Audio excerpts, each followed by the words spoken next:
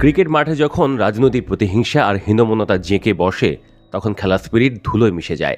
Cutter master Mustafizur রহমানকে কেন্দ্র করে সে নিকৃষ্টতম খেলারই নজির স্থাপন করেছে ভারত। বাংলাদেশের সঙ্গে বিরাজমান উত্তেজনার জের ধরে মুস্তাফিজকে আইপিএল থেকে বাদ দেওয়ার সিদ্ধান্তের মাধ্যমে চরম নিচু মানসিকতা পরিচয় দিয়েছে ভারতের ক্রিকেট বোর্ড। মুস্তাফিজের মতো একজন প্রতিভাবান ক্রিকেটারের ক্যারিয়ার নিয়ে এমন নোংরা রাজনীতিতে বিশ্বজুড়ে ক্রিকেট ভক্তদের মাঝে তীব্র ক্ষোভের সৃষ্টি হয়েছে। তবে আইপিএল থেকে বাদ পড়লেও থেমে নেই মুস্তাফিজের ক্যারিয়ার।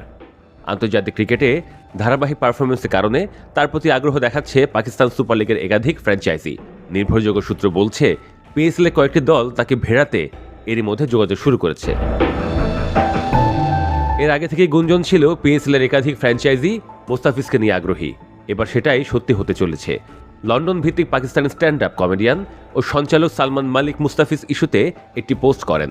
তিনি লেখেন, যদি একজন বাংলাদেশিকে নিষিদ্ধ করে ভারত খুশি হয়, হতে দিন। আমরা পাকিস্তানিরা আমাদের বাংলাদেশি ভাইকে পিএসএল-এ স্বাগত জানাতে পারলে খুশি হব। এর আগে দুবাই অনুষ্ঠিত আইপিএল নিলামে আগ্রহের শীর্ষে ছিলেন Mustafizur Rahman. Delhi Capitals, Chennai Super Kings ও কলকাতা নাইট রাইডার্সের মধ্যে লড়াই শেষে 9,20,00,000 রুপিতে মুস্তাফিজকে দলে ভেড়ায় কলকাতা, যা আইপিএলে কোনো বাংলাদেশি খেলোয়াড়ের মধ্যে সর্বোচ্চ পারিশ্রমিক। কিন্তু বাংলাদেশের সঙ্গে সাম্প্রতিক টানাপোড়েনের কারণে মুস্তাফিজ ভারতের মাটিতে খেলতে নামলে তাকে নানা ধরনের হুমকি দিতে থাকে ভারতের ধর্মীয় সংগঠনগুলো।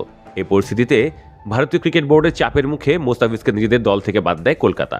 এরপর থেকে মুস্তাফিজকে দলে পেতে ঝাঁপিয়ে পড়তে শুরু করেছে পিএসএল-এর দলগুলো।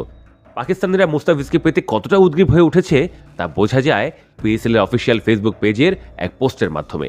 মুস্তাফিজকে স্বাগত জানিয়ে ফেসবুকে একটি পোস্ট করেছে পিএসএল। সেই পোস্টে বলা হয়েছে, ব্যাটাররা সাবধান, এবার নতুন অধ্যায় শুরু করতে যাচ্ছেন ফিজ।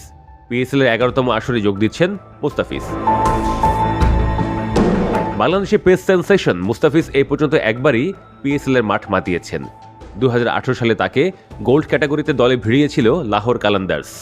সেবার মুস্তাফিজের ভিত্তিমূল্য ছিল $50,000। তবে লাহোর কালান্দার্স তাকে চুক্তিবদ্ধ করেছিল আনুমানিক $60,000 থেকে $70,000। সে আসরে মোট 5 ম্যাচ খেলে 5টি উইকেট শিকার করেন ফিজ।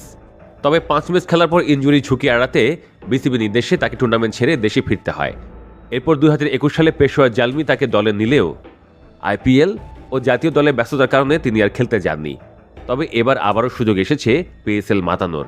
বর্তমানে ভারতের রাজনৈতিক প্রতিহিংসার শিকার মুস্তাফিজের জন্য পিএসএল আবারও বড় এক মঞ্চ হতে পারে বলে মনে করছেন ক্রিকেট বিশ্লেষকরা।